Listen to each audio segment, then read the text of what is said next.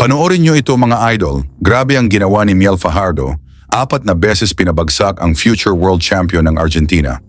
Before stepping for it. Oh! Here we go! Yan ang puwersa na taglay. Bagsak na naman! Balitang esports, nag-aatikabong mga laban. April 12, 2026, isang gabi sa Argentina na dapat sana'y selebrasyon. Lahat ng mata nakatuon sa kanilang pambato.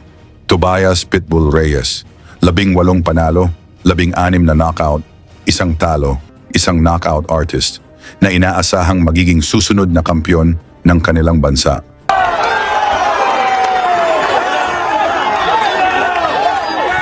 Isang IBF eliminator, isang laban na para sa kanila kontrolado na.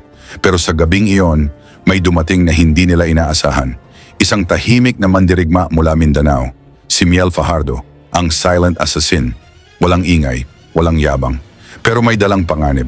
13 panalo, 11 knockout, at isang malinaw na misyon, patunayan ang sarili sa teritoryo ng kalaban. Bago yan, pa-like at subscribe na lang kasama ang bell.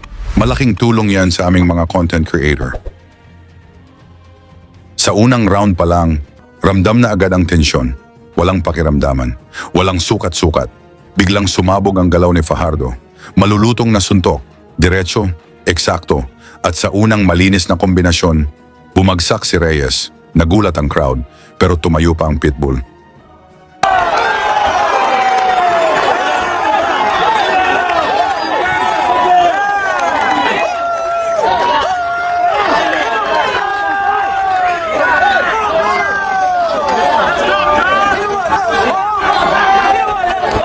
Ilang segundo lang ang lumipas, muling umatake ang Pinoy.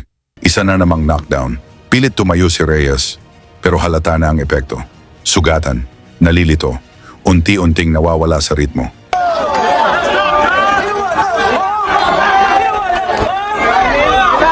Sa kagustuhang makabawi, sinubukan niyang patagalin ang laban.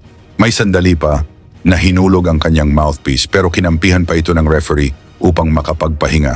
Pero ang problema, kapag nahanap na ng isang assassin ang target, hindi na ito tumitigil. Sa mata ni Fajardo, malinaw na ang katapusan ng kanilang pambato. At dumating ang sandali, isang bukas na depensa, isang eksaktong timing, isang suntok at muling bumagsak si Reyes, 3 beses. At sa isang iglap, nanahimik ang buong arena, ang ingay ng crowd na palitan ng katahimikan.